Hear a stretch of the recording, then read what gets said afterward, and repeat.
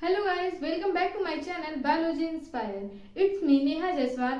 जैसे कि हमने पिछले वीडियो से ही सेल के जो ऑर्गेनेल्स हैं उसको डिस्कस करना शुरू कर दिया है, जिसमें हमने न्यूक्लियस के बारे में डिस्कस कर लिया है और प्लाज्मा मेम्ब्रेन और सेल वॉल के बारे में भी हम डिस्कस कर लिए हैं। आज हमारा सेल ऑर्गेनेल्स एंडोप्लाज्मिक रेटिकुलम उस पे हम चर्चा करने वाले हैं और उस पे हमारा आज का डिटेल लेक्चर है।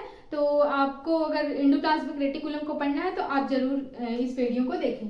तो एंडोप्लाज्मिक रेटिकुलम को हम शॉर्ट में ईआर भी कहते हैं। एंडोप्लाज्मिक रेटिकुलम को हमारे पोर्टर साइंटिस्ट थे, एक पोर्टर नाम था जिनका, उन्होंने इसको डिस्कवर किया था। क्लियर? आगे देख लेते हैं। एंडोप्लाज्मिक रेटिकुलम जो है हमारा वो सिंगल मेम्ब्रेन बाउंड स्ट्रक्चर है। क्या हमने पहले बताया था कि जो हमारे सेल हैं उसमें सिंगल मेम्ब्रेन बाउंड स्ट्रक्चर पाए जाते हैं, ऑर्गेनेल पाए जाते हैं, या फिर डबल मेम्ब्रेन बाउंड भी ऑर्गेनेल पाए जाते हैं, जैसे न्यूक्लियस हो गया। तो जो हमारा ईआर है, एंडोप्लाज्मिक रेटिकुलम है, ये सिंगल मेम्ब्रेन बाउंड स्ट्रक्चर है, मतलब एक सिंगल लेयर से बाउंड होता है। Clear? Present in all eukaryotic cell, ये सारे यूकेरियोटिक सेल में पाया जाता है एक्सेप्ट मैच्योर आरबीसीज। आरबीसीज के पास ये नहीं पाया जाता है। क्यों नहीं पाया जाता है वो भी आपको आगे क्लियर हो जाएगा। ओके, एंड स्कलरन काइमेटस टिश्यूज, जो प्लांट की स्कलरन काइमेटेड टिश्यू होते हैं उसकी जो सेल्स होती है उसमें भी एंडोप्लाज्मिक रेटिकुलम एब्सेंट होता है। क्लियर? चलिए आगे देखते हैं। एंडोप्लाज्मिक रेटिकुलम जो है हमारा, उसका मतलब क्या है, उसके नेम का मीनिंग क्या है वो देखते हैं। इंडो मीन्स होता है इनसाइड, इनसाइड मीन्स अंदर, प्लाज्मिक मीन्स होता है साइटोप्लाज्म, साइटोप्लाज्म जो हमारे सेल होती है उसके अंदर का जो लिक्विड फ्लूइड मटेरियल होता है उसको हम साइटोप्लाज्म कहते हैं। तो प्लाज्मिक मीन्स होता है साइटोप्लाज्म और रेटिकुलम मीन्स होता है नेटवर्क। मीन्स जो साइटोप्लाज्म के इनसाइड नेटवर्क जैसा एक स्ट्रक्चर आपको दिखेगा, वो होता है हमारा endoplasmic reticulum. Clear? Endoplasmic reticulum का अगर हम शेप देखें तो ये 3 टाइप का शेप इसमें होता है। फर्स्ट होता है जो इसका सिस्टर्नी, और एक टिब्यूल लाइक स्ट्रक्चर होता है, एक होता है वेसिकल्स। जो सिस्टर्नी है हमारा, ये long and sac like structure है। जैसे कि आप स्ट्रक्चर देख रहे हैं, ये जो लॉन्ग है, लॉन्ग और सैक लाइक स्ट्रक्चर, ये देख रहे हैं बीच बीच में सैक बना रहा है, तो ये लॉन्ग और जो सैक लाइक स्ट्रक्चर है वो होता है हमारा सिस्टर्नी। तो ये हमारा क्या है? सिस्टर्नी। एक मिनट हम लिख देते हैं, ये है हमारा cisternae. Clear? Tubules, tubular small branch. Tubule क्या होते हैं हमारे? ट्यूबुलर होते हैं, ट्यूब लाइक होते हैं, और स्मॉल होते हैं और ब्रांच भी होते हैं। जैसे कि आप यहाँ पे देख रहे हैं ना, ट्यूब्यूल लाइक स्ट्रक्चर है, ट्यूब जैसा, और यहाँ पे ब्रांच भी है।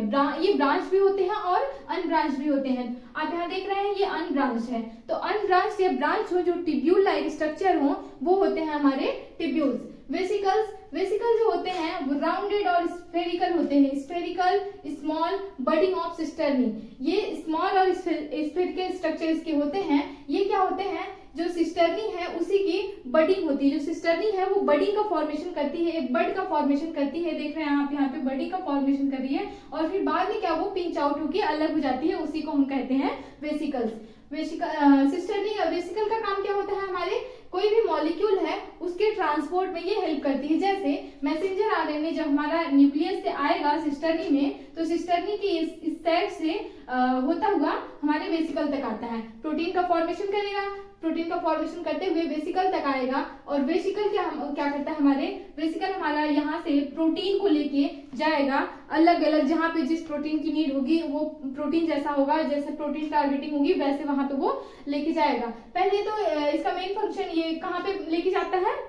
मोस्टली गोल्गी एपरेटस के पास प्रोटीन को लेके जाता है। ठीक है? क्लियर? अब हम देखते हैं एंडोप्लाज्मिक रेटिकुलम कितने प्रकार का होता है। तो एंडोप्लाज्मिक रेटिकुलम 2 टाइप्स के होते हैं, smooth endoplasmic reticulum and rough endoplasmic reticulum. Rough endoplasmic reticulum means जो रफ एंडोप्लाज्मिक रेटिकुलम है उस पे राइबोसोम प्रेजेंट होते हैं, और जो स्मूथ एंडोप्लाज्मिक रेटिकुलम है उस पे राइबोसोम एब्सेंट होते हैं। तो राइबोसोम जो होते हैं उसके अपीयरेंस की वजह से जो हमारा एंडोप्लाज्मिक रेटिकुलम है वो रफ नजर आता है। जब आप उसको माइक्रोस्कोप से देखेंगे तो उसकी जो स्ट्रक्चर है वो रफ नजर आएगी। क्यों? Because of the presence of ribosomes. ठीक है? तो ये आप देख रहे होंगे सिस्टर्नी का जो ये हमने वो बनाया है एंडोप्लाज्मिक रेटिकुलम स्ट्रक्चर जो है इसका, इससे आप देख रहे होंगे डॉट लाइक स्ट्रक्चर है कुछ, यही है हमारा राइबोसोम जो हमारे एंडोप्लाज्मिक रेटिकुलम पे प्रेजेंट है। ठीक है? और ये है हमारा स्मूथ एंडोप्लाज्मिक रेटिकुलम, SER, और ये क्या है हमारा रफ एंडोप्लाज्मिक रेटिकुलम, सॉरी, ठीक है, clear. Smooth endoplasmic reticulum smooth इसलिए होता है क्योंकि उस पर राइबोसोम नहीं पाए जाते हैं, उस पर राइबोसोम नहीं पाए जाएंगे तो वो स्मूथ रहेगा, तो इसलिए वो स्मूथ एंडोप्लाज्मिक रेटिकुलम होता है। फंक्शन देख लेते हैं हम, तो फंक्शन जो है हमारे रफ एंडोप्लाज्मिक रेटिकुलम का फंक्शन है प्रोटीन की सिंथेसिस करना। जैसे अब जब जो राइबोसोम होता है वही हमारी प्रोटीन की फैक्ट्री मानी जाती है, और वो कहाँ प्रेजेंट होता है, रफ एंडोप्लाज्मिक रेटिकुलम पे। तो जब मैसेंजर आरएनए निकल के न्यूक्लियस से निकल के आएगा हमारे एंडोप्लाज्मिक रेटिकुलम पे, तो उस पे राइबोसोम प्रेजेंट होंगे, वही प्रोटीन का फॉर्मेशन होगा। तो वो क्या करता है, प्रोटीन की सिंथेसिस करने में हेल्प करता है क्योंकि राइबोसोम यही प्रेजेंट है। और सेकंड क्या करता है, प्रोटीन का ट्रांसफर भी करता है। जैसे न्यूक्लियस से यहाँ से मैसेंजर आरएनए आ रहा है तो इसको रास्ता यही देता है और ट्रांसपोर्ट यही करता है, फिर वेसिकल्स के थ्रू यही गोल्गी एपरेटस के पास लेके जाता है। तो इसका काम क्या हो गया, ट्रांसपोर्टेशन का भी हो गया, ठीक। और स्मूथ एंडोप्लाज्मिक जो रेटिकुलम है उस पे राइबोसोम नहीं पाया जाता, तो ऐसा नहीं है कि उसका कोई यूज नहीं है, उसका कोई फंक्शन नहीं है, उसका भी फंक्शन है। उसका फंक्शन क्या है, लिपिड सिंथेसिस, ये लिपिड की सिंथेसिस करता है।